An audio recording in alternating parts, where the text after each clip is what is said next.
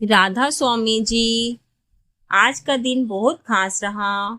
सिकंदरपुर में सुबह सुबह मौसम ने अचानक करवट ली, तेज हवाएं चली और माहौल ठंडा हो गया। बारिश तो नहीं हुई, लेकिन तूफान ने सबको चौंका दिया। और हाँ, आज सत्संग में हजूर जी ने ऐसी बात कही कि सारी संगत के कान खड़े हो गए। और बाबा जी भी वहां मौजूद थे और हजूर जी ने उनके सामने ही एक ऐसी चेतावनी दी कि सब हैरान रह गए। तो आइए आपको बताते हैं कि आखिर हुआ क्या था जिसने संगत को इतना अचंभित कर दिया। आज हजूर जी ने सिकंदरपुर में 1 घंटे से ज्यादा सत्संग किया।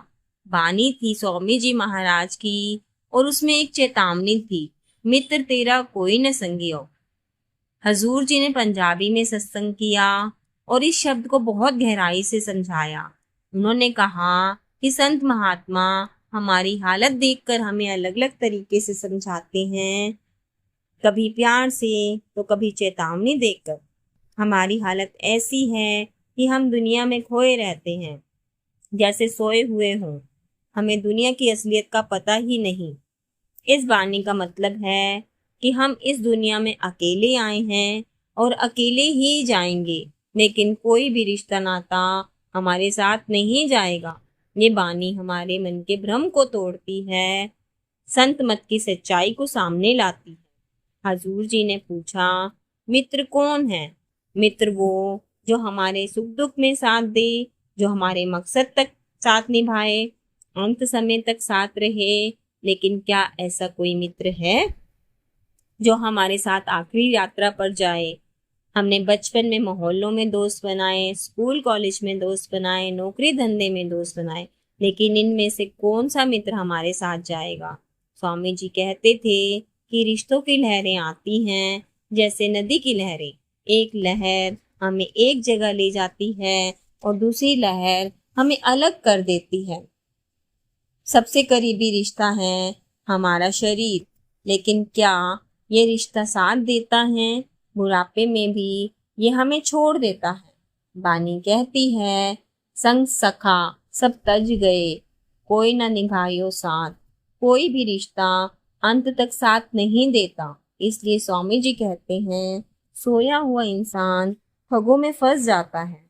हमारा असली मकसद क्या है? हम दुनिया के मोह में फंस गए हैं। हजूर जी ने समझाया, 3 तरह के लोग हमें लूटते हैं। डाकू जो हथियार के बल पर लूटता है, चोर जो अंधेरे में चुपके से लूटता है, और ठग जो मीठी बातों से लूट लेता है। ये मीठे ठग हमारे रिश्ते नाते हैं जो हमें मोह में फंसा लेते हैं। रामायण में ककाई ने पुत्र मोह में राम जी को वनवास भेजा। महाभारत में दुर्योधन अपने बेटे की बुराइयां नहीं देख सका, जिससे युद्ध हुआ। हजूर जी कहते हैं कि हम प्रेम को मोह में बदल लेते हैं। मोह के साथ उम्मीदें आती हैं और जब ये उम्मीदें टूटती हैं तो बहुत दुख होता है। माँ बाप, सास ससुर, पति पत्नी सब एक दूसरे से उम्मीद रखते हैं, लेकिन पूरी नहीं होती।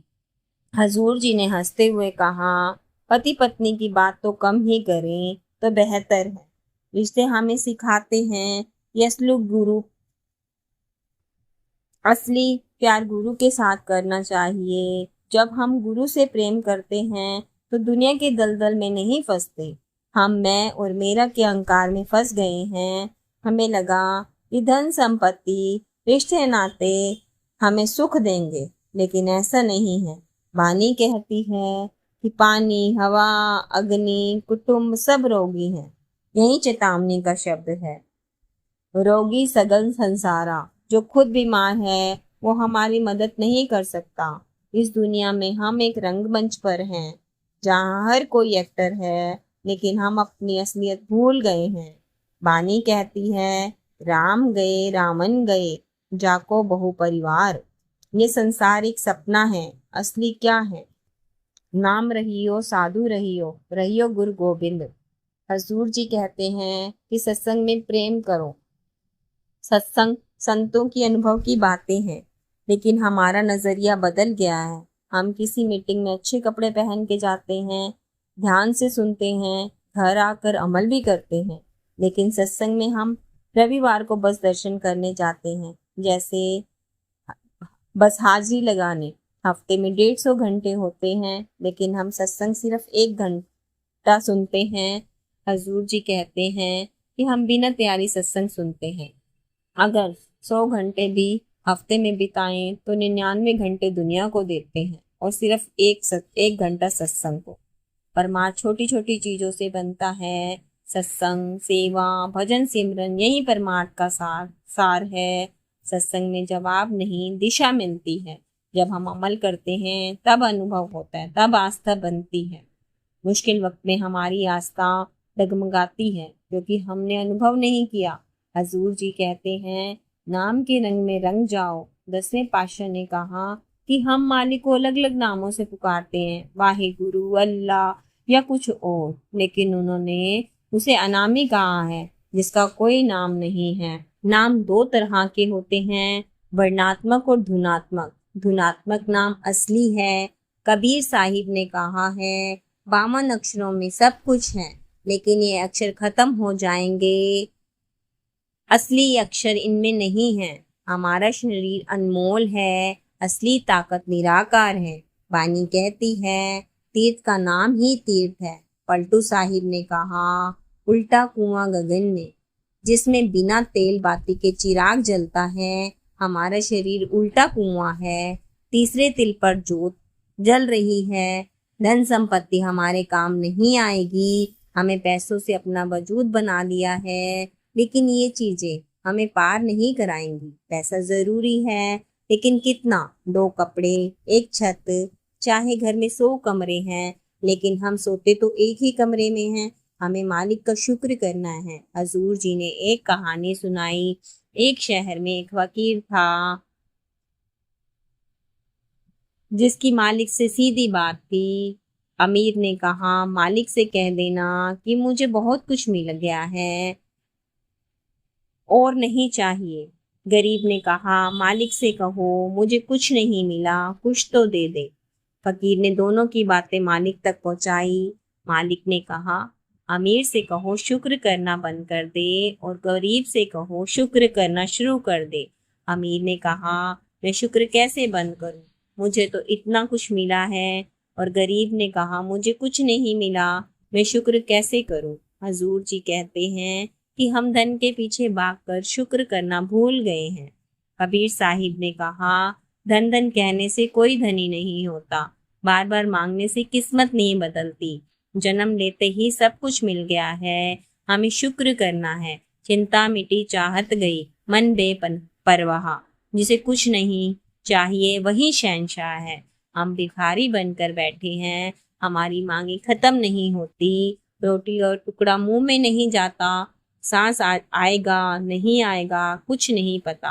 गाड़ी से पैर बाहर नहीं रखते और मौत आ जाती है। वाणी कहती है, पापा बाजो होवे नाही, माया संग न जाए। करोड़पति भी खाली हाथ जाते हैं। हमें अनमोल मौका मिला है। मानव जन्म 84 लाख जूनियों के बाद मिलता है। कबीर साहिब ने कहा, पत्ता जो पेड़ से गिर जाए वो वापस नहीं जुड़ता। मालिक ने हमें विवेक की शक्ति दिया है। हमारे कदम मालिक की ओर जाने चाहिए। देवी देवता भी मानव जन्म के लिए तरसते हैं। फरीद साहिब ने कहा, 4 गवाया हांड के, 4 गवाया सम। मालिक ने हमें भक्ति के लिए भेजा है। हमें अलग अलग धर्म बनाने की जरूरत नहीं है। भीखा भूखा कोई नहीं, सबकी गठरी लाल। मालिक सबके अंदर है। हमें सेल्फ रियलाइजेशन चाहिए। अगर ये मौका फिसल गया तो 84 लाख जूनियों में कहीं भी जन्म मिल सकता है। जहाँ आशा है वहाँ वास। हम जहाँ आशा रखेंगे वहीं जाएंगे। हमें मालिक का अभ्यास रोज करना है। जग में न्यारे राहियो, हरि का ध्यान लगाओ। वाणी कहती है, बिना शब्द के अंदर अंधेरा है, शब्द से प्रकाश आएगा। असली मित्र गुरु है, जो हमें अंधेरे से प्रकाश की ओर ले जाता है। गुरु चमत्कार नहीं दिखाता, असलियत बताता है। कबीर साहिब ने कहा, शिष्य ऐसा जो गुरु को सब कुछ दे और गुरु ऐसा जो कि शिष्य से कुछ ना ले। हजूर जी ने उदाहरण दिया, एक टीचर 40-50 बच्चों को पढ़ाता है। कुछ बच्चे नहीं सुनते, कुछ सुनते हैं पर ध्यान नहीं देते, और कुछ गहराई से अमल करते हैं। जो अमल करते हैं वो कहते हैं टीचर ने हमारी जिंदगी बदल दी। जो ध्यान नहीं देते उन्हें कुछ पता नहीं। ये हमारे नजरिए की बात है। सतगुरु की सेवा से मैल हटती है। जन्मों जन्म की मैल शब्द की कमाई से हटेगी। हजूर जी ने मछुआरे का उदाहरण दिया। मछुआरे का जाल मछलियां पकड़ता है, लेकिन छोटी मछलियां निकल जाती हैं, महाजाल में सब फंस जाती हैं। ये सृष्टि माया का जाल है। हम अहंकार, मोह, काम, क्रोध में फंस जाते हैं। छल बल छोड़ो, हक हलाल से जियो। हम दुनिया को धोखा दे सकते हैं, मालिक को नहीं। हमें उदास रहना है, सुख ना ग्रस्त में, न त्याग में। सुख संतों की शरण में है। कबीर साहिब ने कहा, मन एक है, जहाँ चाहे वहां लगाओ। चॉइस हमारे हाथ में है। हमें 24 घंटे में मालिक को भी वक्त देना है। हम भक्ति करते हैं, 10वां द्वार खुलता है।